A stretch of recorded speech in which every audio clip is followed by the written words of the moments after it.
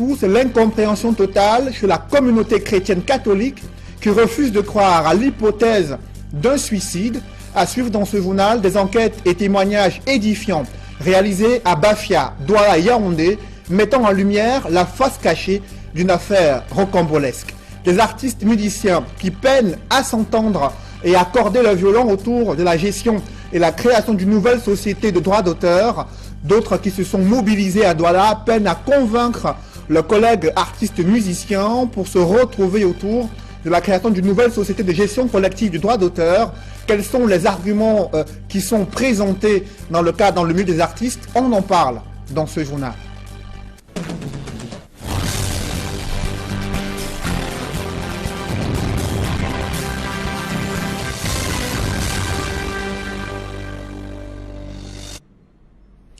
Merci de suivre cette édition complète de l'information sur Equinox Télévision.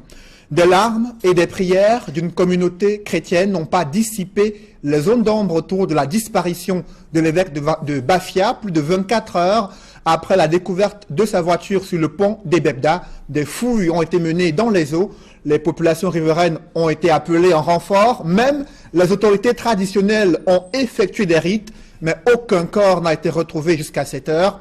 Nous vous donnerons les derniers développements de Bafia au cours de ce journal, mais avant, la réaction du clergé de l'Église catholique qui refuse de croire à l'hypothèse d'un suicide. Monseigneur Samuel Keda, président de la conférence épiscopale nationale du Cameroun, évoque qu'il n'y a aucun lien entre la disparition d'un prêtre il y a quelques jours à Bafia et cette nouvelle disparition de l'évêque de Bafia. Des précisions dans ce reportage signé Donald Brice Kamgan. C'est un calme expressif qui règne ce matin à la cathédrale Saint-Pierre et Paul de Douala. Dans l'enceinte, quelques fidèles vont et viennent. Mais dans cette sérénité apparente, il y a dans tous les esprits la disparition mardi soir de l'évêque de Bafia, Monseigneur Jean-Marie Benoît Mbala. Pris d'assaut par la presse, le maître des lieux et président de la conférence épiscopale nationale fait son apparition. Interrogé sur les apparences de l'homme lors de ses dernières apparitions publiques, Monseigneur Samuel Keda répond. Lors de notre dernière rencontre en avril dernier, tout était normal et même les évêques de la conférence ecclésiastique de Yaoundé se préparaient même à aller se rencontrer, à faire organiser leur rencontre chez lui. Mais on ne sentait rien d'anormal dans son attitude. La disparition de Monseigneur Jean-Marie Benoît Mbala intervient quelques semaines seulement après que le recteur du petit séminaire de Bafia a été retrouvé mort dans sa chambre. Peut-on établir des liens entre les deux faits? Je crois que pour le moment, je dirais qu'il n'y a jusqu'à présent, selon les informations que j'ai reçues, on ne peut pas établir de lien entre la mort de ce prêtre et la disparition de Monseigneur Jean-Marie Bala. À propos du message « Je suis dans l'eau » retrouvé dans le véhicule du prélat, Monseigneur Samuel Keda confie qu'il n'est pas certain que le disparu soit l'auteur de la lettre. Ah, je suis dans l'eau. Reste à savoir d'où vient ce message. Qui l'a écrit? Est-ce que c'est lui? Est-ce que ce n'est pas lui? Ça reste à... N'est-ce pas, il faudrait maintenant apporter de la lumière sur ce qui... sur les éléments qui peuvent nous éclairer sur ce qui s'est réellement passé. Je suis dans l'eau. Bah, c'est facile à dire, mais est-ce que c'est lui qui a écrit ou c'est une autre personne? Faut attendre. Le prélat invite les fidèles chrétiens à prier dans l'attente du dénouement de cette affaire et elle a commencé cette prière pour les chrétiens. Plus de 24 heures après la disparition de l'évêque de Bafia, le clergé catholique est sous le choc, confus et consterné. Les autorités religieuses frappent à la porte du nonce apostolique à Yaoundé pour trouver des réponses à cette terrible nouvelle. Malgré les voix insondables du Seigneur, le représentant du pape détiendrait la clé du mystère. Des correspondances de Monseigneur Jean-Marie Benoît Bala adressées au pape bien avant sa disparition. L'information n'est pas confirmée, mais nos reporters Joël Esseng et Marcelin Gansop ont tenté de rassembler les pièces du puzzle dans cette affaire rocambolesque. Reportage. Nous sommes sur les hauteurs du Mont Fébé à Yaoundé. Derrière nous se trouvent les bâtiments abritant l'annonciature apostolique. Malgré nos nombreuses tentatives, nous n'avons pas pu avoir accès à ces bâtiments. Les gardiens nous ont laissé dire que le nonce apostolique ne reçoit pas, en tout cas pas les médias, et qu'il serait en réunion. Des va-et-vient observés laissent penser que depuis mercredi soir, l'annonciature de Yaoundé ne cesse de recevoir du beau monde. Du beau monde constitué essentiellement des membres du clergé, des personnes qui ont soif de savoir ce qui se serait passé mercredi, au point où le véhicule de l'évêque de Bafia se soit retrouvé sur le pont de la Sanaga, au niveau de Bebda.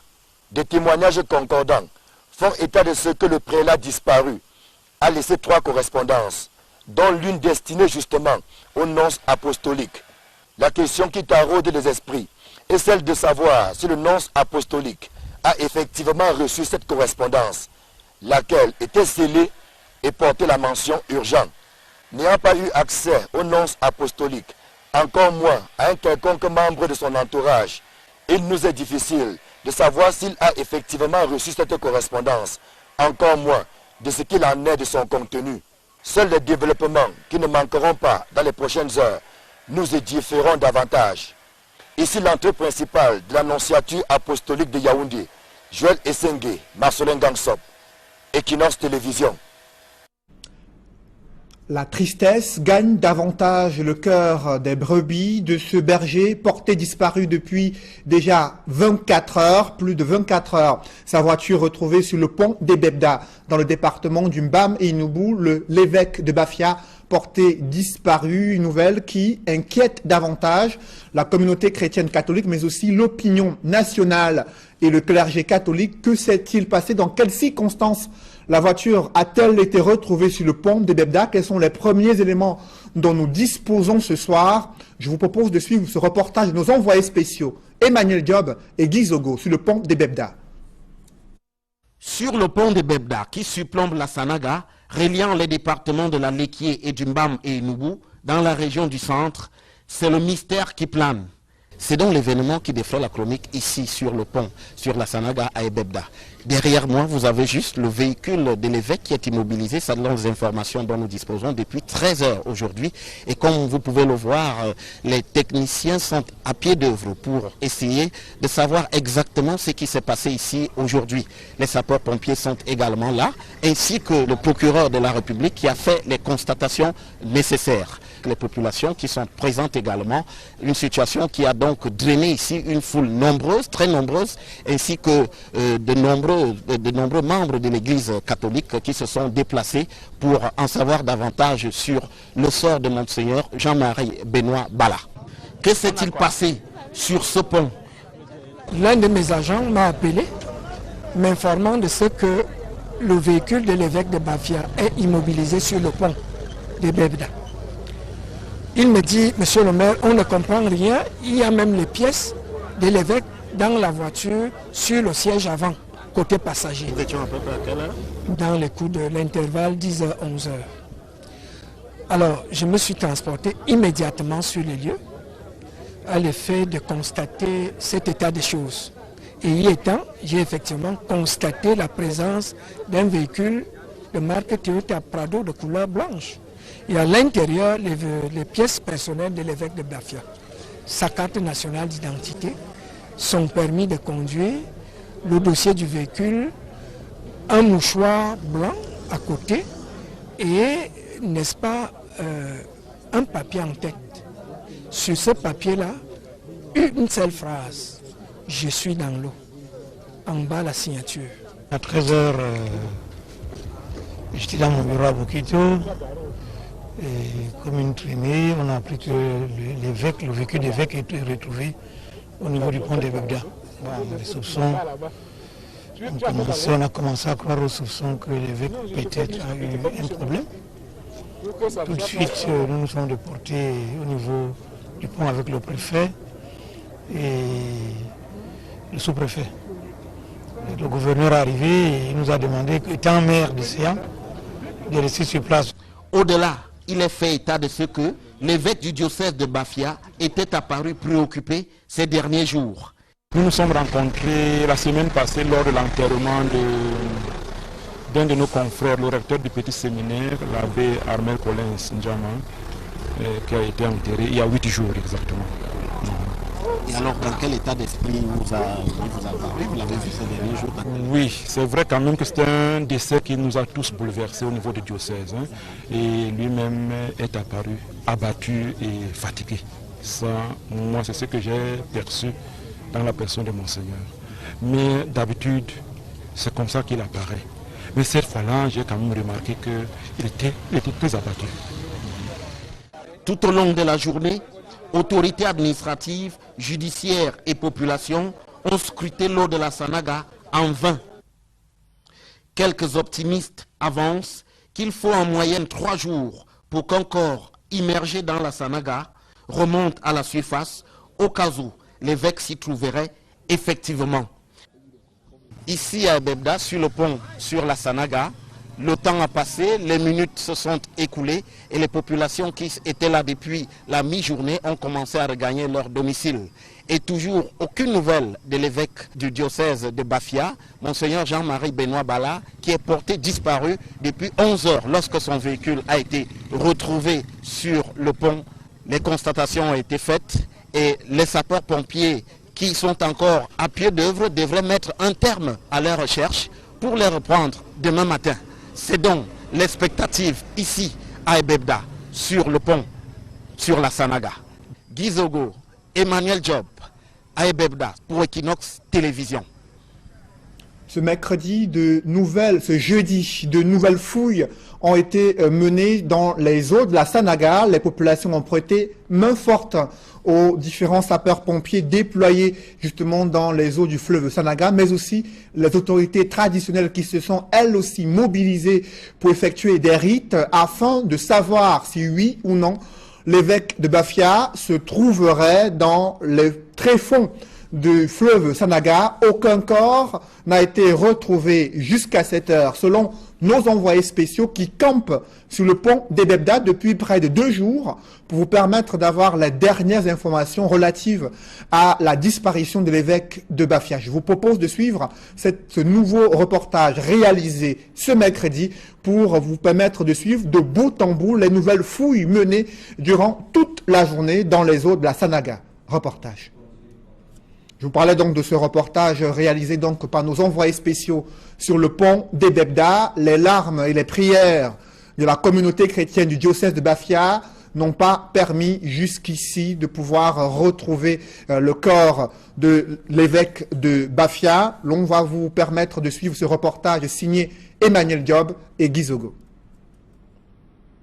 Nous y reviendrons au cours de nos prochaines éditions. Parlons à présent de l'université de Douala qui brandit son titre foncier pour tenter de décourager les populations qui revendiquent justement des indemnisations relatives à l'expropriation forcée survenue lors de l'extension de l'université de Douala, notamment vers PK17 à Lorbessou, où sont construites les facultés de médecine et de génie industriel. Reportage Mitterrandam et Donald Anouzwa.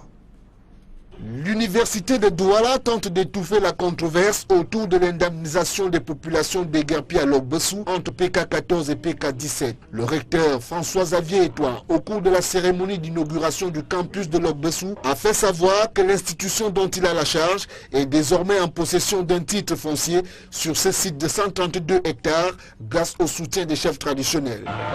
En tant que chef traditionnel du village de Lorbessou, nous sommes des autochtones. Le site n'a pas de problème avec les autochtones. Tout ce qui revendique, soi-disant pionniers, on ne sait pas comment ils ont fait pour occuper ce site. Donc ils n'ont aucun droit d'être indemnisés. Donc ce dossier est au bureau du recteur de l'université de Douala. Nous avons fait des réunions et ils sont venus avec les avocats. Et vers la fin, le recteur a dit qu'il peut voir dans le cadre social. Mais ça veut dire que ce n'est pas dans le cadre du droit. Bon, c'est là où on en est pour le moment. Le campus de Lorbessou, ainsi inauguré, abrite la faculté de médecine et sciences pharmaceutiques d'une capacité de 10 940 places et la faculté de génie industriel qui a 18 088 places. Les formations reçues ici pourraient, dans la mesure du possible, combler les vides dans divers secteurs d'activité. Ce n'est pas terminé. Nous sommes en plein mouvement. Nous sommes dans une dynamique de maximisation des infrastructures académiques et professionnelles des universités d'État en général et de l'université de Douala en particulier.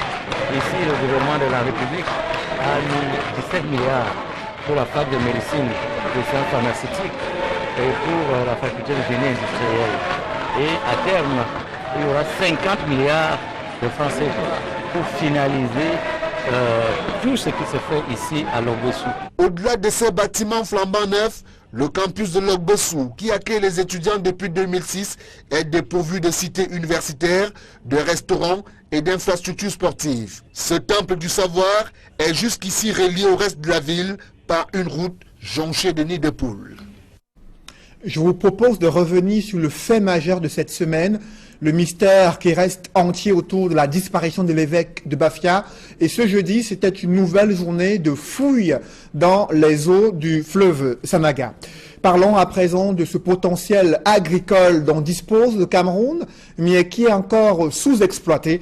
Le Cameroun qui est confronté à un déficit structurel dans plusieurs branches d'activité. C'est ce qui ressort des réflexions engagées lors de la deuxième rencontre du Club Afrique Développement qui s'est tenue à Douala en présence de plusieurs opérateurs économiques venus de l'Afrique du Nord, de l'Afrique de l'Ouest et de l'Afrique centrale pour évoquer des réflexions autour de l'agro-industrie, le potentiel et la contribution de ce secteur d'activité dans le développement économique du Cameroun, en présence du ministre du Commerce, Luc Magloire Mbarga Atangana, qui a vanté les opportunités existantes dans le secteur agro-industriel au Cameroun, invitant les différents investisseurs et opérateurs économiques étrangers et nationaux à saisir les opportunités offertes par le Cameroun, une terre d'attractivité selon le ministre du Commerce.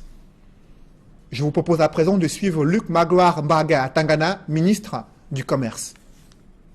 Je déclare ouvert les travaux de la deuxième rencontre du club Afrique. On investit, c'est parce qu'on vise un marché.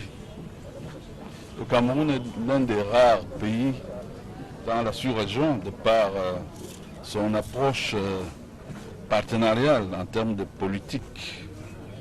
Le Cameroun est l'un des rares pays à disposer d'un marché intérieur. J'appelle cela le marché intérieur. Marché intérieur, pourquoi? Parce que c'est un marché où vous accédez, j'allais dire, toutes portes ouvertes, sans entrave, sans restrictions quantitatives, sans obstacles tarifaires et douaniers. C'est le marché, en premier lieu, de la sous-région de l'Afrique centrale, le marché de la communauté économique des États de l'Afrique centrale. Nous sommes 150 millions. Vous l'avez suivi, le ministre du Commerce, Luc Magloire Mbarga Atangana. Autre question qui taraude l'esprit de l'opinion nationale. Où est passée la loi anti-tabac? Des indiscrétions confirment l'existence d'un tel projet de loi depuis de nombreuses années. Mais les pouvoirs publics traînent les pieds pour déposer ces textes au Parlement. Pendant ce temps, le tabac continue de faire des ravages et les stratégies gouvernementales demeurent inefficaces pour lutter contre ce fléau qui gangrène le milieu des jeunes au Cameroun. Reportage, Marcelin Gansop.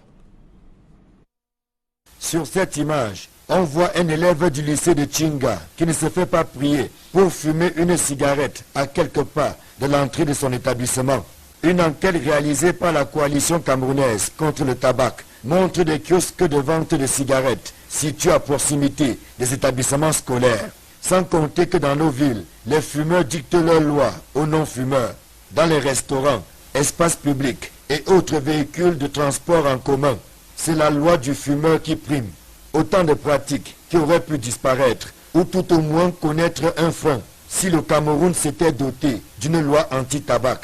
Il n'en est malheureusement rien, et ce en dépit des appels qui se multiplient dans ce sens, aussi bien au niveau national que continental. Que l'État fasse un peu plus d'efforts en garantissant davantage un environnement sain, en prenant des lois, en prenant des décrets, des arrêtés pour permettre véritablement que ces enfants soient dans un milieu sain autour de leurs écoles. Au-delà de l'école, que les enfants ne soient pas exposés à la commercialisation et à la vente du tabac n'importe où au Cameroun. Quelques circulaires ont été prises interdisant l'usage du tabac dans certaines administrations.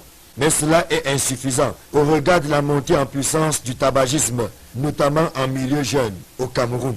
Une loi anti-tabac a pourtant été élaborée, mais des informations puisées à bonne source font état de ce qu'elle dort dans les tiroirs de la présidence de la République. La coalition camerounaise contre le tabac ne désespère pas de la voir un jour atterrir sur la table des députés et sénateurs. Au niveau de l'Assemblée, ils ont pleinement adhéré, puisqu'ils ont même créé un réseau anti-tabac, le réseau Oxygène. Au niveau des sénateurs, il y en a qui agissent déjà individuellement, et puis même au niveau de la haute administration, nous savons que les gens sont prêts pour que cette loi arrive. C'est peut-être qu'il faut laisser un peu de temps à l'administration d'évoluer. En attendant, la coalition camerounaise contre le tabac et les autres acteurs de lutte contre le tabagisme se contentent de faire des plaidoyers et des campagnes de sensibilisation des populations sur les dangers liés à la consommation du tabac. L'enquête sur le tabagisme révèle que 1 100 000 Camerounais sont usagers du tabac. 6 720 000 personnes sont exposées à la fumée du tabac et courent le même risque que le fumeur.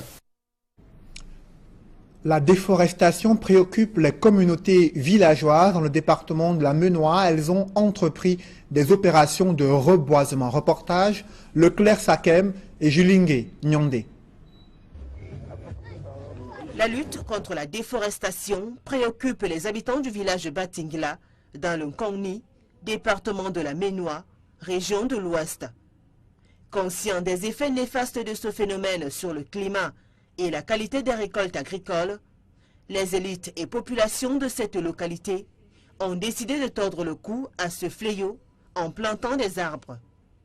Fils et filles, parents et enfants ont tous été conviés à cette journée de sensibilisation.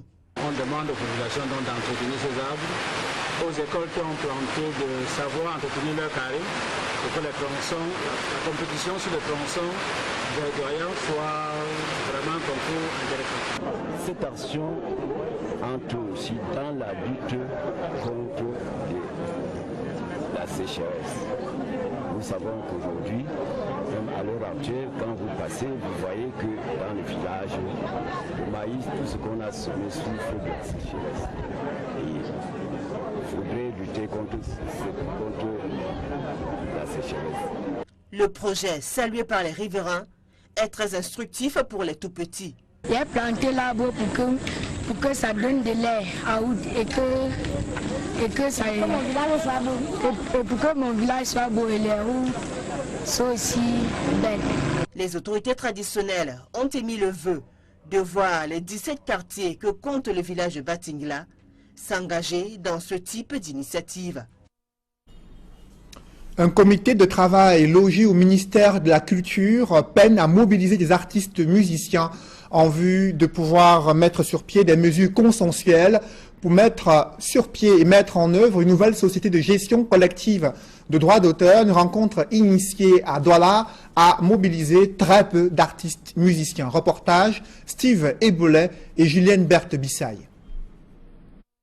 Dans l'attente sans suite de la création d'une nouvelle société de droits d'auteur depuis 4 ans, les artistes musiciens semblent aussi se lasser des multiples réunions visant à réfléchir sur les fondements d'une nouvelle structure. Cette salle quasiment vide au quartier Bali à Douala pourrait confirmer ce désintérêt. Sous la houlette de Marc Kombela, les artistes devaient s'y réunir pour faire des propositions des mesures consensuelles en vue de la mise en place d'un organisme de gestion collective des droits d'auteur pour l'art musical. Ce que nous avons fait ce matin, c'est d'expliquer les travaux de la plateforme que je dirige et laquelle plateforme a été mise en place par le ministre des Arts et de la Culture, plateforme composée d'environ une trentaine d'artistes et dont la mission consiste à aller vers la mise en place d'un nouvel organisme de gestion collective de droits d'auteur dans l'art musical. Et le travail proprement dit consistait à proposer des statuts, un projet de statut, un projet de code électoral, un projet de règlement généraux et voir comment on peut techniquement et financièrement organiser une telle assemblée générale, mais après tout aussi proposer une équipe consensuelle qui tienne compte donc de la fusion des anciens conseils d'administration CMC-SOCAM. Pour Coty François, les artistes ont échoué. Nous, les artistes, nous allons démontrer notre incapacité à gérer le droit depuis des années. Nous sommes en train de souffrir. Nous sommes en train de tomber en rond. Nous ne faisons rien. Chaque société qu'on crée fait 3 ans, 2 ans, 1 an, elle est dissoute. Il appelle le gouvernement à prendre ses responsabilités. La CMC a ses partisans. La SOCAM a ses partisans. La SOCACIM a ses partisans. Donc aujourd'hui, pour qu'on dise qu'une structure parmi les trois avale les autres, moi je ne trouve pas ça normal. Je crois que pour éviter le désordre, pour le boycott des uns et des autres, l'État doit prendre la décision de dissoudre toutes les trois sociétés et créer une seule pour faire vivre le droit d'auteur dans notre pays. Les artistes musiciens camerounais ont hâte de voir dans les jours à venir les fruits de cette réunion. Un public reportage dont ce journal, l'Afrique subsaharienne a désormais accès en toute fiabilité à ces données grâce au plus grand data center construit et mis en service à Douala, la capitale économique du Cameroun. Ces équipements de dernière génération ont été construits par Orange Cameroun. Le Premier ministre Philemon Yang a pu apprécier ces nouvelles technologies de l'information et de la communication. Reportage. Une disponibilité de 99%, 3 plateaux de 1050 mètres carrés chacun, 2 postes de transformation, un système de monitoring centralisé, 2 sources d'alimentation des racks totalement indépendantes. Il n'y a pas mieux en Afrique centrale et de l'Ouest en matière de data center. Dans un monde en pleine mutation, Orange Cameroun s'offre ainsi qu'aux États, sociétés publiques et privées et autres organisations un équipement fiable et sécurisé pour une disponibilité permanente de leurs données. Et parce que l'avenir des télécommunications réside dans la data, Orange Cameroun vient ainsi de marquer en majuscule sa volonté de contribuer à la digitalisation du Cameroun, confirme Elisabeth Medou-Badang, la directrice générale. En inaugurant cet équipement, au moment où le Cameroun met en œuvre sa stratégie nationale de développement de l'économie numérique, l'opérateur majeur de la téléphonie mobile au Cameroun répond à un besoin crucial de cette ambition, celui de l'infrastructure adéquate. Avec une infrastructure comme celle-ci, on peut héberger les applications. Alors, vous savez que dans le numérique, vous pouvez programmer, il vous faut des serveurs. Nous avons visité et même des autres opérateurs internationaux qui ont intérêt à venir héberger leurs applications au Cameroun. Et cela permettra aux Camerounais d'avoir accès à des données internationales. Les pouvoirs publics qui accompagnent sans réserve cet investissement privé se sont mobilisés autour du Premier ministre-chef du gouvernement pour donner leur onction à cette initiative. Le déplacement du président directeur général d'Orange pour l'Afrique et le Moyen-Orient est un signal net quant au positionnement stratégique de la société. Il faut expliquer à vos auditeurs, à vos téléspectateurs qu'un data center c'est quelque chose de très important. C'est là que sont entreposées les données qui permettent effectivement d'apporter des nouveaux services, d'apporter des nouveaux usages et qui accompagnent la révolution numérique. Donc c'est une infrastructure très importante, très coûteuse et qui seront forcément en nombre très limité. Les employés d'Orange Cameroun qui devront également se servir de la nouvelle technologie acquise le feront dans un cadre hautement confortable et sécurisé. L'entreprise se dote d'un complexe en plein cœur du quartier Makepe. Il comprend un bâtiment siège de R+5, un bâtiment technique R+2 et des annexes. Une embellie certaine pour la capitale économique. Douala est en train de s'étendre et va s'étendre de la bonne manière, de façon à ce qu'il y ait un développement harmonieux et durable. Vous-même, vous le voyez tout autour de vous, Douala 5e, tout ce qu'il y a comme immeuble, c'est une ville déjà assumée. Avec plus de 7 millions de clients en 17 ans de présence au Cameroun, Orange s'est longtemps positionné comme un contributeur de choix au développement socio-économique de notre pays et la belle aventure scrute l'horizon. Parlons à présent d'un centre de formation professionnelle, New Fashion Academy, qui vient de mettre à la disposition du marché de la mode et du textile des étudiants adaptés à faire valoir leur savoir en matière de mode, de textile et d'industrie d'habillement. Reportage. Du chic, du glamour, de la mode, le tout dans une ambiance très détendue. La sortie solennelle des étudiants de la New Fashion Academy s'est faite avec faste et solennité dans une salle très huppée de la ville de Douala. Après la phase de soutenance des lauréats de la 18e promotion de la New Fashion Academy, celle qui accessoirise ce vêtement, parfaitement comme vous pouvez le constater. Elle est brillante, elle est soigneuse, ça nous donne un éclat vraiment agréable. Le fait qu'elle se balance, ça montre que la femme africaine n'est pas celle qui va rester sur place. Celle consacrée à la remise des diplômes de fin de formation professionnelle a tenu pendant plusieurs heures les convives en haleine. Autour d'un défilé de mode, les étudiants de la 18e promotion de la New Fashion Academy ont tour à tour exposé leurs chefs-d'œuvre au grand public et surtout au jury. Sous le contrôle des experts de l'industrie d'habillement et du textile, des modèles de tenues de ville, mariages, soirées traditionnelles et modernes ont été acclamés par les invités. Puis, s'en est suivi leur fatidique consacrée à la désignation de la majeure de la promotion. Et c'est Mbami Kowestela qui va ravir la vedette. Des instants magiques salués par tous les candidats. Je ne pensais pas vraiment être majeure de cette promotion. Mais j'ai vraiment donné tout ce que j'avais. La New Fashion Academy m'a vraiment beaucoup appris et maintenant je suis très heureuse. C'est une institut qui sait donner du courage, qui sait donner de l'envie, qui motive les jeunes à faire ce qu'ils aiment. New Fashion Academy, c'est un centre de formation multidisciplinaire qui permet d'être rapidement autonome dans les domaines tels que le stylisme, le modélisme, le piquage et la décoration d'intérieur.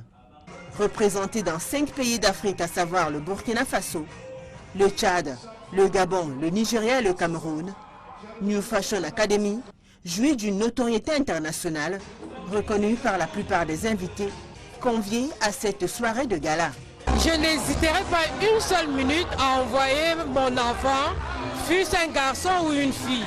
Après ce que j'ai vu ce soir, on voit que les enfants sont formés sur le plan professionnel et même sur le plan moral.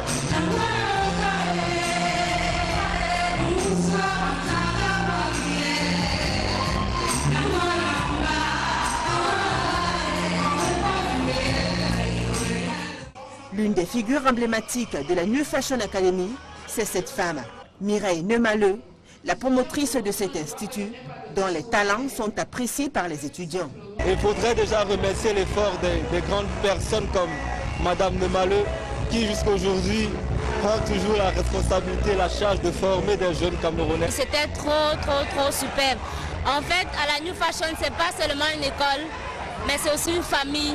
Reconnue comme l'un des centres de formation les plus réputés au Cameroun, la New Fashion Academy continue à faire face à la passion et à la persévérance de sa fondatrice, à former de nombreux Camerounais. Quand on a atteint son objectif, on ne peut être que content parce que mettre sur le marché des filles qui sont capables de faire des belles tenues, c'est le plus important pour moi.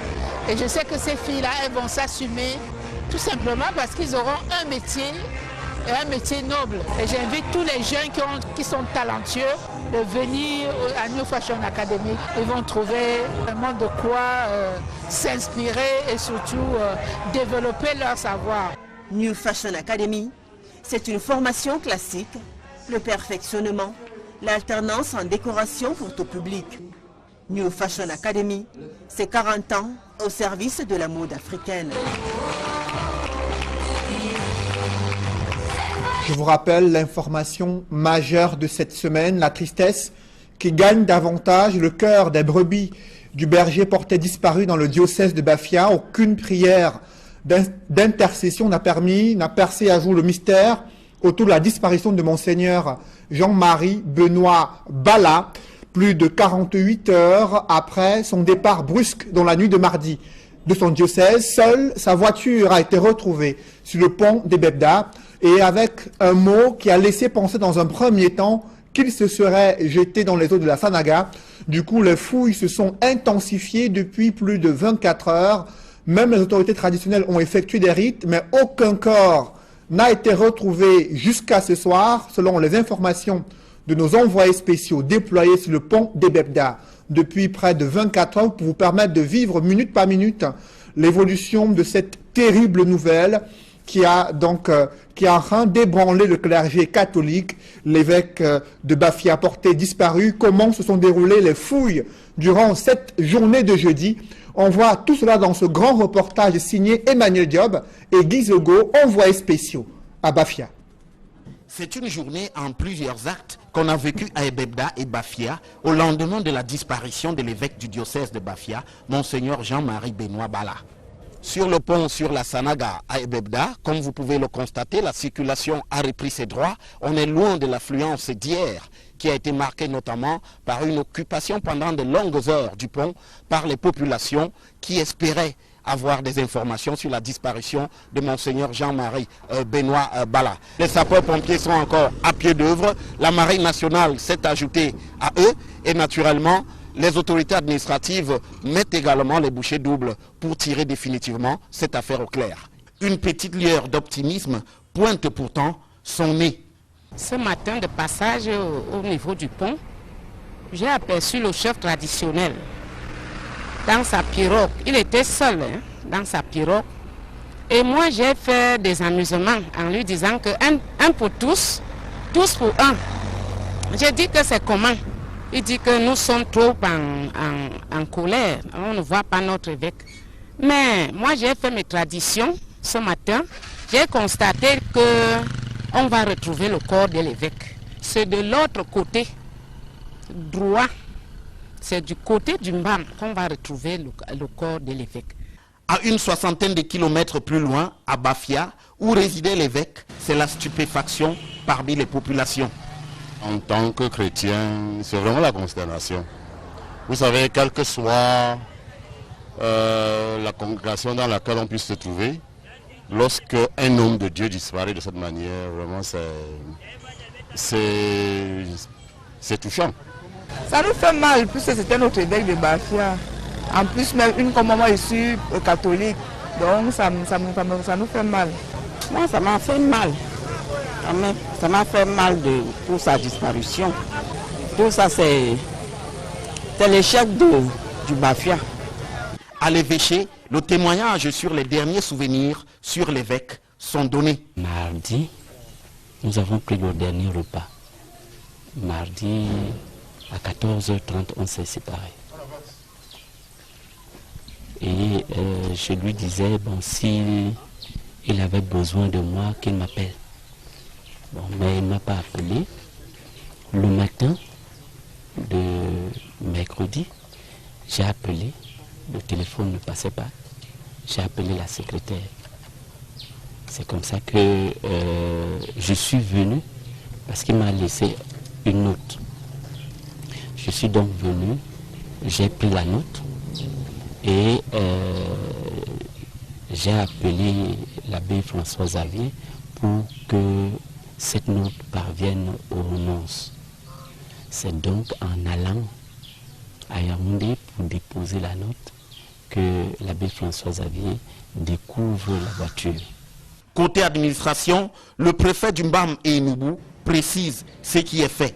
En matière d'enquête, il faut que nous puissions apporter chacun, en ce qui le concerne, sa contribution. Il est également question que cette contribution puise sa source, n'est-ce pas, dans l'entourage, dans les populations. Vous savez qu'un tel événement, on ne doit rien négliger comme source d'information.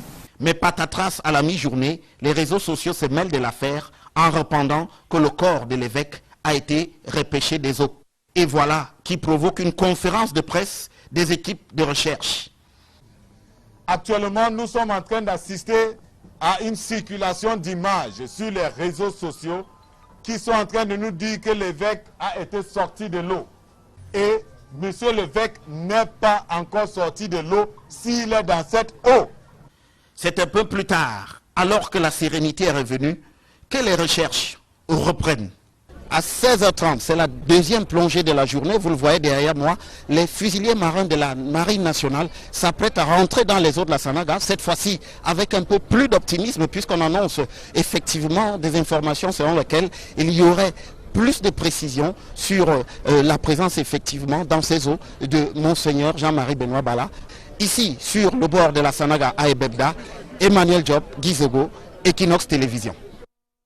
Vous l'avez suivi, ce grand reportage de nos envoyés spéciaux sur cette deuxième journée de fouilles dans les eaux de la Sanaga, et le corps de Monseigneur Jean-Marie Benoît Bala n'a pas été retrouvé aux dernières nouvelles. Mesdames, Messieurs, c'est la fin de ce journal. Merci de l'avoir suivi. Je vous invite dans une poussière de secondes avant de clôturer ce journal. Je vous annonce ici, dans ce journal, la directrice générale de l'Agence de promotion des investissements qui est annoncée pour vous en parler davantage. Un an après la conférence économique internationale, combien d'investisseurs étrangers sont intervenus au Cameroun? Quelles sont les difficultés que rencontrent les investisseurs? Comment cette agence, l'API, peut-elle résoudre le problème des investissements au Cameroun? Je vous propose d'abord de suivre à nouveau et en images cette rencontre du Club Afrique Développement qui s'est déroulée ce matin au centre-ville de Douala, où le ministre du Commerce est venu justement assister à cette conférence qui est centrée autour de l'agro-industrie au Cameroun, son potentiel, mais aussi les opportunités existantes au Cameroun. Et de nombreux investisseurs ont déploré le fait que le gouvernement n'accompagne pas assez les investisseurs nationaux. Comment la directrice générale de l'API peut-elle répondre à ces préoccupations, elle qui est l'invitée ce soir? Vous le voyez en image justement, cette cérémonie, cette rencontre du Club Afrique Développement qui s'est tenue ce matin à Bonanjo, quartier administratif de Douala, en présence des opérateurs économiques venus de l'Afrique de l'Ouest, de l'Afrique du Nord et de l'Afrique centrale pour réfléchir sur les opportunités existantes dans le secteur agro-industriel au Cameroun, mais aussi en Afrique centrale, également évoquer les problèmes que rencontrent les investisseurs camerounais. Dans une poussière de secondes, la deuxième partie consacrée à l'analyse des investissements au Cameroun, le rôle que joue le gouvernement et son agence de promotion des investissements au Cameroun. On en parle dans une poussière de secondes.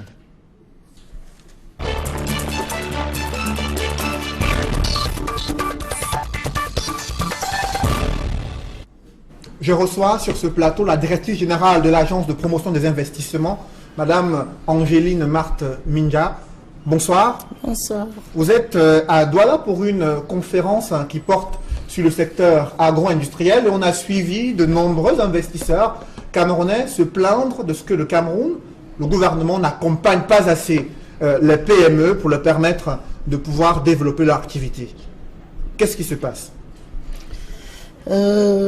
Merci de me donner l'opportunité de parler de ce que le gouvernement fait, non seulement pour les PME, mais pour les PMI et pour les grandes entreprises nationales et étrangères.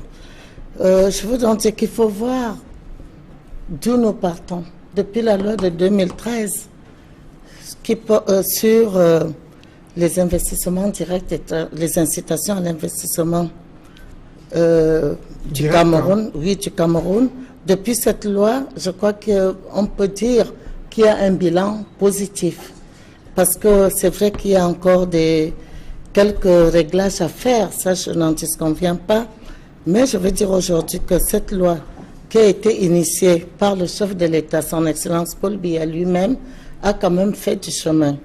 J'en veux pour preuve. Hier, nous avons consigné 8 conventions d'établissement. Le ministre en charge de l'industrie a signé 8 conventions d'établissement qui ont été préparées par l'Agence de promotion des investissements.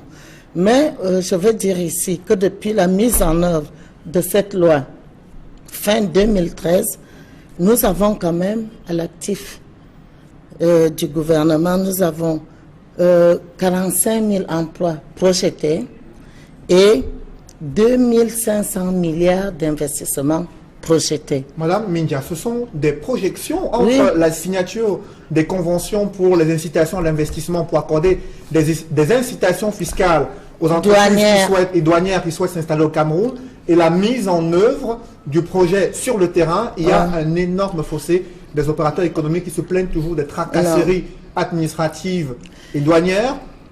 Qu'est-ce qui se passe? Pourquoi est-ce qu'il y a toujours ce fossé entre ce qui est dit en matière de théorie également et la réalité observée sur le terrain? Oui, je ne dirais pas qu'il y a un énorme fossé, puisque nous avons, les entreprises ont 5 ans pour s'installer. C'est ce que la loi demande. Donc, aujourd'hui, après 3 ans, nous avons à peu près 40% de projets qui sont devenus des projets matures, qui fonctionnent, qui existent déjà. Les entreprises ont 5 ans, ça c'est important. Donc quand on parle d'investissement projeté, c'est-à-dire que la loi prévoit que l'entreprise puisse bénéficier pendant 15 ans de l'accompagnement de l'État, c'est-à-dire 5 ans pour son installation et 10 ans pour son exploitation, dont nous ne pouvons pas dire aujourd'hui que les choses ne vont pas. Et moi, je vous dis qu'on a fait une évaluation sur le terrain. Nous sommes à peu près à 40% d'entreprises qui se sont réellement installées. Parmi les promoteurs d'entreprises installées au Cameroun, il y en a qui se plaignent de ce que l'accès aux terres, puisqu'on évoque le secteur agro-industriel qui fait partie de l'un des piliers du plan industriel du Cameroun. Il y a le secteur agro-industriel et le problème d'accès aux terres, les incitations fiscales et douanières. Pourquoi n'ont-elles pas pris en compte cet aspect concernant la réforme agraire? Disons, dans la loi de 2013, on a effectivement pris en compte le secteur agro-industriel dont il est question aujourd'hui. Et ce secteur, évidemment, le problème de terre se pose avec acuité. Je suis d'accord avec vous. Mais je veux dire aujourd'hui qu'il y a eu des avancées. Pourquoi? Parce qu'au ministère au MINCAF, je veux dire... Ministère des Domaines et des Affaires foncières. Tout à fait. Il y a tout un programme qu'on appelle PAMOCA qui a été mis en place grâce à l'accompagnement de la BAD, la Banque africaine de développement, qui fait qu'aujourd'hui, d'ici quelques temps, nous allons avoir tous les terrains de l'État, le domaine privé de l'État et autres qui seront identifiés. Donc la tâche sera plus facile pour le gouvernement d'attribuer aux investisseurs les terrains. Et dans ce programme, l'API est impliquée. Nous sommes impliqués. Donc je crois que l'affaire, on sait que ça s'est passé au Zimbabwe, hein. Donc dans d'autres pays africains, les domaines de terre se posent avec acuité. Ce n'est pas quelque chose qui est propre au Cameroun. Mais je crois que, quelles que soient les difficultés, nous avons quand même des progrès qui ont été faits dans ce domaine. Nous avons des entreprises aujourd'hui qui bénéficient quand même de l'accompagnement de l'État pour avoir accès aux terres. Justement, Madame la directrice générale de l'Agence de promotion des investissements, vous étiez à la conférence économique internationale de Yaoundé en 2016 et les différents experts internationaux et opérateurs économiques venus de l'étranger ont recommandé au Cameroun de mettre sur pied des zones économiques spéciales où des entreprises pourraient s'installer, où il y aurait des incitations un peu plus importantes pour accélérer le développement économique de ces structures-là. Alors, le Gabon a fait un énorme pas avec la zone spéciale de Coq, alors qu'au Cameroun, on attend encore. Où en est-on concrètement avec ces zones spéciales économiques? Oui, c'est vrai qu'il y a une loi sur les zones économiques qui a été votée. On attend qu'elle soit appliquée. Mais je voudrais dire ici que cela ne devrait pas être vraiment un problème pour le Cameroun, parce que chaque pays a ses spécificités. Pourquoi voulez-vous vous comparer forcément au Gabon? Ce que nous faisons déjà au niveau de l'API, puisque c'est les mêmes incitations qui seront appliquées aux zones économiques. Et aujourd'hui, l'API, l'Agence de promotion des investissements, essaye quand même d'accompagner les investisseurs. Moi, je ne vois pas pourquoi aujourd'hui nous devons absolument, au niveau du Cameroun, dire que ce que le Gabon fait est meilleur. Il faut attendre une évaluation après un certain temps. Ce qui est sûr, c'est que le gouvernement, aujourd'hui, veut absolument que les investisseurs accroissent l'attrait des investissements dans notre pays. Je veux parler des idées. La preuve, je ne vous coupe pas, La preuve, c'est qu'aujourd'hui, il y a 1 mois, 3 semaines, je crois, le président de la République a pris un décret pour attacher l'agence de promotion des investissements au secrétariat général de la présidence. Je crois que... Pourquoi ce changement? Est-ce que le président de la République estime que le gouvernement ne peut pas assurer la tutelle de l'agence de promotion des investissements et qu'il faut tout rattacher à la présidence de la République? Non, il ne faut pas prendre ça comme ça parce qu'on ne réinvente pas la roue. Je crois que nous avons même pris un certain retard. Parce que quand vous prenez tous les pays africains, la plupart de ces pays sont rattachés, certains sont rattachés au cabinet du président. Qu'est-ce que ça change concrètement d'être sous la tutelle du secrétariat général de la présidence de la République? Non, Qu'est-ce que ça il y a quand même... pays? Non, ça change. Ça veut dire que quand même les procédures sont plus courtes. Parce que quand vous êtes rattaché à la présidence, vous ne passez pas par le ministère et puis après par le premier ministère pour atteindre la présidence. Là, nous avons un lien direct. Je crois qu'il y a une volonté qui se dégage dans ce rattachement et le président a eu à plusieurs reprises le temps de le démontrer, c'est-à-dire que aujourd'hui, le président de la République veut s'occuper personnellement de l'attractivité du Cameroun. Il veut que les investisseurs arrivent au Cameroun. Et que fait-il justement des investisseurs locaux? Le secteur privé local se plaint de ce que cette charte des investissements est plus favorable à ceux qui viennent de l'étranger, qui ont d'importants capitaux, que les PME qui existent. Non, je suis désolée. Je suis désolée parce que quand la loi de 2013 et aucune loi en ce qui concerne les investissements n'a été discriminatoire, encore moins la loi de 2013. C'est-à-dire qu'au Cameroun, notre loi, la réglementation sur les investissements n'est pas discriminatoire. Les investisseurs étrangers ainsi que les investisseurs nationaux ont les mêmes droits. Ce que je veux vous révéler aujourd'hui, nous sommes aujourd'hui à 125 conventions signées dans le cadre de cette loi pour une masse d'investissement, comme je l'ai dit tantôt, de 2500 milliards pour des emplois à créer de 45 000 environ. Mais la particularité du Cameroun par rapport aux autres pays africains, c'est que la plupart, c'est les investisseurs nationaux qui portent quand même les investissements dans ce pays. C'est-à-dire que nous avons plus de nationaux qui signent dans le cadre de cette loi que les étrangers. Donc nous avons un secteur privé qui est fort. Un secteur privé qui est fort parce que mais qui estime que mais vous avez des pays que je ne voudrais pas citer qui ont, estime que le secteur par exemple, public ne discute pas assez le secteur privé pour pouvoir construire le développement du pays. Non, mais je veux vous dire que nous avons un secteur, je reviens dessus, un secteur privé qui est fort. Pourquoi? Parce que qu'est-ce qu'on constate dans des pays frères dont je ne voudrais pas citer, dont je ne voudrais pas nommer, c'est que vous avez des Libanais, vous avez des Indo-Pakistanais, c'est eux qui font la loi, c'est eux qui portent l'investissement dans ces pays, mais la particularité du Cameroun, c'est que c'est les Camerounais eux-mêmes qui sont les principaux investisseurs dans ce pays. Moi, je le dis, pourquoi? Parce que j'ai les chiffres. Je peux vous donner les chiffres, je n'ai peut-être pas ça en tête, mais le secteur privé camerounais est le premier investisseur dans ce pays. Comment faire pour qu'il soit davantage impliqué? Parce que le JICAM, on l'a suivi, et CAM également, les deux mouvements patronaux les plus représentatifs qui estiment que les plateformes de partenariat public et privé restent encore insuffisantes pour permettre au secteur privé de prendre sa place, de jouer son rôle de moteur de la croissance. Qu'est-ce que vous proposez, qu'est-ce que vous envisagez dans les toutes prochaines semaines pour davantage impliquer le secteur privé dans les stratégies d'amélioration économique au Cameroun? Je crois que le secteur privé au Cameroun est suffisamment impliqué.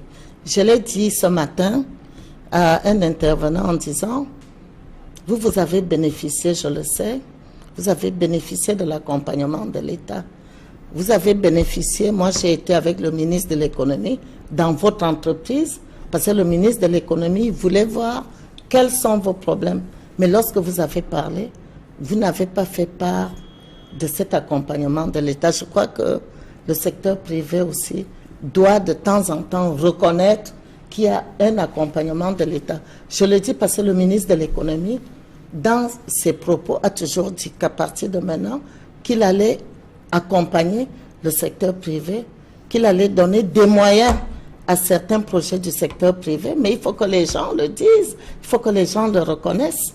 Donc, le secteur privé, c'est vrai nous avons un secteur privé fort, comme je l'ai dit. Il faut d'abord que le secteur privé reconnaisse qu'il est impliqué dans tous les projets de l'État.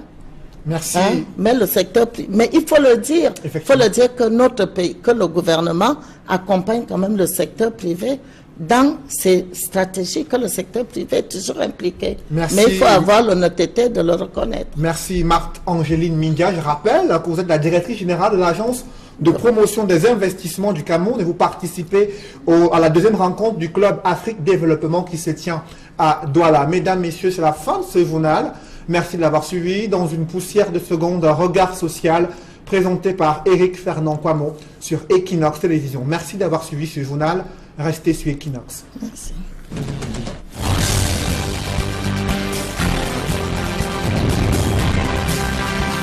Le site n'a pas de problème avec les autochtones.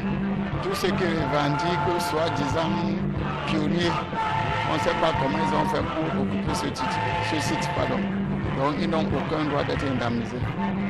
Donc ce dossier est au bureau du recteur de l'université de Douala. Nous avons fait des réunions et ils sont venus avec les avocats. Et vers la fin, le recteur a dit qu'il peut voir dans le cadre social. Mais ça veut dire que ce n'est pas dans le cadre du droit. Bon, c'est là où on en est pour le moment. Le campus de Logbossou, ainsi inauguré, abrite la faculté de médecine et sciences pharmaceutiques d'une capacité de 10 940 places et la faculté de génie industriel qui a 18 088 places. Les formations reçues ici pourraient, dans la mesure du possible, combler les vides dans divers secteurs d'activité. Ce n'est pas terminé. Nous sommes en plein mouvement. Nous sommes dans une dynamique de maximisation des infrastructures académiques et professionnelles des universités d'État en général et de l'université de Douala en particulier. Ici, le gouvernement de la République a mis 17 milliards pour la fac de médecine et des sciences pharmaceutiques et pour la faculté de génie industriel. Et à terme, il y aura 50 milliards de francs CFA pour finaliser tout ce qui se fait ici à Logbossou. Au-delà de ces bâtiments flambant neufs, le campus de Logbossou, qui accueille les étudiants depuis 2006, est dépourvu de cités universitaires, de restaurants et d'infrastructures sportives. Ce temple du savoir est jusqu'ici relié au reste de la ville par une route jonchée de nids de poules. Je vous propose de revenir sur le fait majeur de cette semaine, le mystère qui reste entier autour de la disparition de l'évêque de Bafia. Et ce jeudi, c'était une nouvelle journée de fouilles dans les eaux du fleuve Sanaga. Parlons à présent de ce potentiel agricole dont dispose le Cameroun, mais qui est encore sous-exploité. Le Cameroun qui est confronté à un déficit structurel dans plusieurs branches d'activité. C'est ce qui ressort des réflexions engagées lors de la deuxième rencontre du Club Afrique Développement qui s'est tenue à Douala en présence de plusieurs opérateurs économiques venus de l'Afrique du Nord, de l'Afrique de l'Ouest et de l'Afrique centrale pour évoquer des réflexions autour de l'agro-industrie, le potentiel et la contribution de ce secteur d'activité dans le développement économique du Cameroun, en présence du ministre du Commerce, Luc Magloire Mbarga Atangana, qui a vanté les opportunités existantes dans le secteur agro-industriel au Cameroun, invitant les différents investisseurs et opérateurs économiques étrangers et nationaux à saisir les opportunités offertes par le Cameroun, une terre d'attractivité selon le ministre du Commerce. Je vous propose à présent de suivre Luc Magloire Mbarga Atangana, ministre du Commerce. Je déclare ouvert les travaux de la deuxième rencontre du club Afrique Développement. On investit, c'est parce qu'on vise un marché. Le Cameroun est l'un des rares pays dans la sous-région de par son approche partenariale en termes de politique. Le Cameroun est l'un des rares. Tout au long de la journée, autorités administratives, judiciaires et populations ont scruté l'eau de la Sanaga en vain. Quelques optimistes avancent qu'il faut en moyenne 3 jours pour qu'un corps immergé dans la Sanaga remonte à la surface au cas où l'évêque s'y trouverait effectivement. Ici à Ebebda, sur le pont, sur la Sanaga, le temps a passé, les minutes se sont écoulées et les populations qui étaient là depuis la mi-journée ont commencé à regagner leur domicile. Et toujours aucune nouvelle de l'évêque du diocèse de Bafia, Monseigneur Jean-Marie Benoît Bala, qui est porté disparu depuis 11 heures lorsque son véhicule a été retrouvé sur le pont. Les constatations ont été faites et les sapeurs-pompiers qui sont encore à pied d'œuvre devraient mettre un terme à leurs recherches pour les reprendre demain matin. C'est donc l'expectative ici à Ebebda, sur le pont, sur la Sanaga. Guy Zogo, Emmanuel Job, à Ebebda pour Equinox Télévision.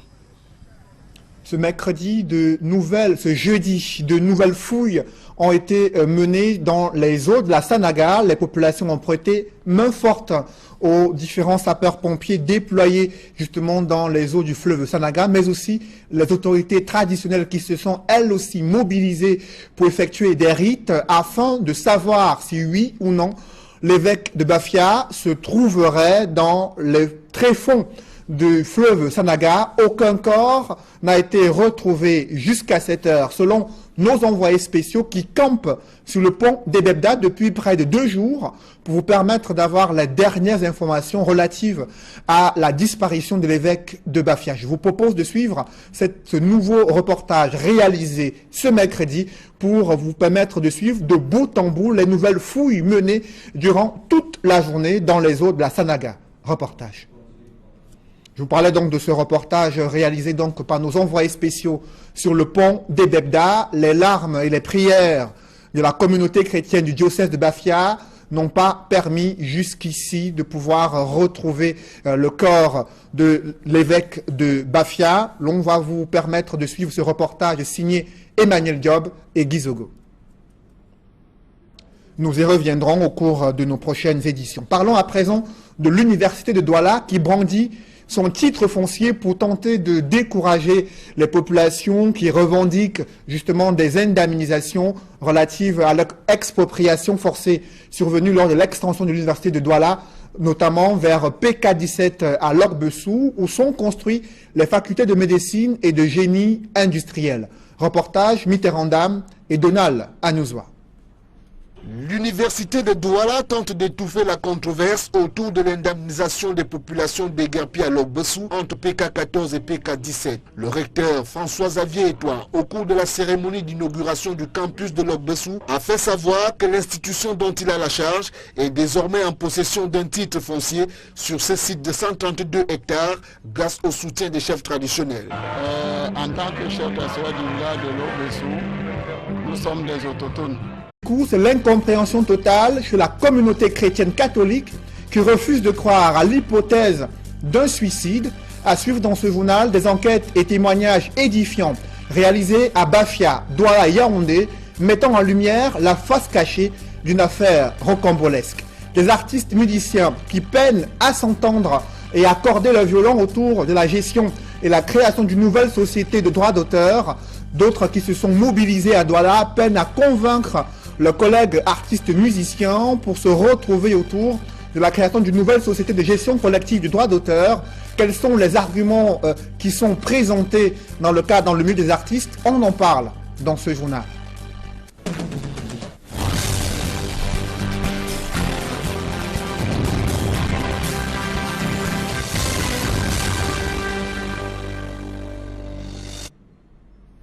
Merci de suivre cette édition complète de l'information sur Equinox Télévision. Des larmes et des prières d'une communauté chrétienne n'ont pas dissipé les zones d'ombre autour de la disparition de l'évêque de Bafia, plus de 24 heures après la découverte de sa voiture sur le pont d'Ebebda. Des fouilles ont été menées dans les eaux.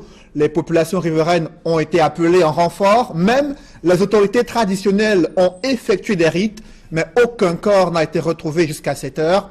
Nous vous donnerons les derniers développements de Bafia au cours de ce journal, mais avant la réaction du clergé de l'Église catholique qui refuse de croire à l'hypothèse d'un suicide. Monseigneur Samuel Keda, président de la conférence épiscopale nationale du Cameroun, évoque qu'il n'y a aucun lien entre la disparition d'un prêtre il y a quelques jours à Bafia et cette nouvelle disparition de l'évêque de Bafia. Des précisions dans ce reportage signé Donald Brice Kamgan. C'est un calme expressif qui règne ce matin à la cathédrale Saint-Pierre et Paul de Douala. Dans l'enceinte, quelques fidèles vont et viennent. Mais dans cette sérénité apparente, il y a dans tous les esprits la disparition mardi soir de l'évêque de Bafia, Monseigneur Jean-Marie Benoît Mbala.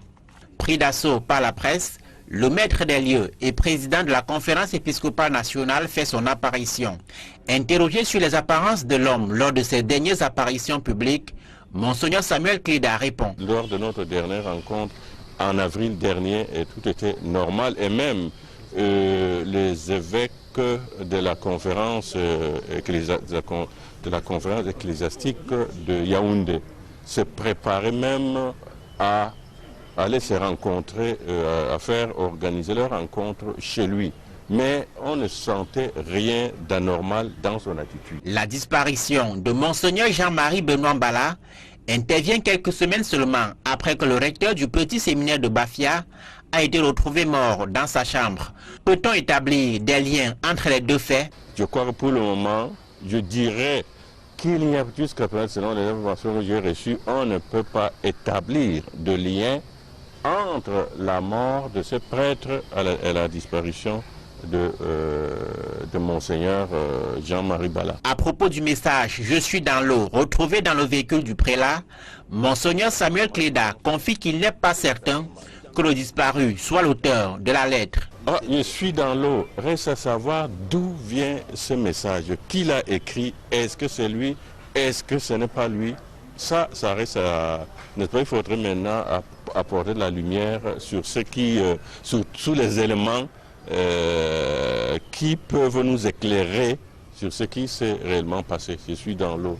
Bah, c'est facile à dire, mais est-ce que c'est lui qui a écrit ou c'est une autre personne? Faut attendre. Le prélat invite les fidèles chrétiens à prier dans l'attente du dénouement de cette affaire et elle a commencé cette prière pour les chrétiens. Plus de 24 heures après la disparition de l'évêque de Bafia, le clergé catholique est sous le choc, confus et consterné. Les autorités religieuses frappent à la porte du nonce apostolique à Yaoundé pour trouver des réponses à cette terrible nouvelle. Malgré les voix insondables du Seigneur, le représentant du pape détiendrait la clé du mystère. Des correspondances de Monseigneur Jean-Marie Benoît Bala adressées au pape bien avant sa disparition. L'information n'est pas confirmée, mais nos reporters Joël Esseng et Marcelin Gansop ont tenté de rassembler les pièces du puzzle dans cette affaire rocambolesque. Reportage. Nous sommes sur les hauteurs du Mont Fébé à Yaoundé. Derrière nous se trouvent les bâtiments abritant l'annonciature apostolique. Malgré nos nombreuses tentatives, nous n'avons pas pu avoir accès à ces bâtiments. Les gardiens nous ont laissé dire que le nonce apostolique ne reçoit pas, en tout cas pas les médias, et qu'il serait en réunion. Des va-et-vient observés laissent penser que depuis mercredi soir, l'annonciature de Yaoundé ne cesse de recevoir du beau monde. Du beau monde constitué essentiellement des membres du clergé, des personnes qui ont soif de savoir ce qui se serait passé mercredi, au point où le véhicule de l'évêque de Bafia se soit retrouvé sur le pont de la Sanaga, au niveau de Bebda. Des témoignages concordants font état de ce que le prélat disparu a laissé 3 correspondances, dont l'une destinée justement au nonce apostolique. La question qui taraude les esprits est celle de savoir si le nonce apostolique a effectivement reçu cette correspondance, laquelle était scellée et portait la mention urgent. N'ayant pas eu accès au nonce apostolique, encore moins à un quelconque membre de son entourage, il nous est difficile de savoir s'il a effectivement reçu cette correspondance, encore moins de ce qu'il en est de son contenu. Seuls les développements qui ne manqueront pas dans les prochaines heures nous édifieront davantage. Ici l'entrée principale de l'annonciature apostolique de Yaoundé, Joël Esseng, Marcelin Gansop, Equinox Télévision. La tristesse gagne davantage le cœur des brebis de ce berger porté disparu depuis déjà 24 heures, plus de 24 heures. Sa voiture retrouvée sur le pont des Bebda, dans le département du Mbam et Noubou, l'évêque de Bafia porté disparu, une nouvelle qui inquiète davantage la communauté chrétienne catholique, mais aussi l'opinion nationale et le clergé catholique. Que s'est-il passé? Dans quelles circonstances la voiture a-t-elle été retrouvée sur le pont des Bebda? Quels sont les premiers éléments dont nous disposons ce soir? Je vous propose de suivre ce reportage de nos envoyés spéciaux, Emmanuel Diop et Guy Zogo, sur le pont des Bebda. Sur le pont des Bebda, qui surplombe la Sanaga, reliant les départements de la Lekié et du Mbam et Noubou, dans la région du centre, c'est le mystère qui plane. C'est donc l'événement qui défraie la chronique ici sur le pont, sur la Sanaga à Ebebda. Derrière moi, vous avez juste le véhicule de l'évêque qui est immobilisé. Ça donne les informations dont nous disposons depuis 13 heures aujourd'hui. Et comme vous pouvez le voir, les techniciens sont à pied d'œuvre pour essayer de savoir exactement ce qui s'est passé ici aujourd'hui. Les sapeurs-pompiers sont également là, ainsi que le procureur de la République qui a fait les constatations nécessaires. Les populations qui sont présentes également, une situation qui a donc drainé ici une foule nombreuse, très nombreuse, ainsi que de nombreux membres de l'Église catholique qui se sont déplacés pour en savoir davantage sur le sort de Monseigneur Jean-Marie Benoît Bala. Que s'est-il passé sur ce pont? L'un de mes agents m'a appelé, m'informant de ce que le véhicule de l'évêque de Bafia est immobilisé sur le pont de Bebda. Il me dit, monsieur le maire, on ne comprend rien, il y a même les pièces de l'évêque dans la voiture sur le siège avant, côté passager. Vous étiez à peu près à quelle heure? Dans les coups de l'intervalle 10h-11h. Alors, je me suis transporté immédiatement sur les lieux à l'effet de constater cet état des choses. Et y étant, j'ai effectivement constaté la présence d'un véhicule de marque Toyota Prado de couleur blanche.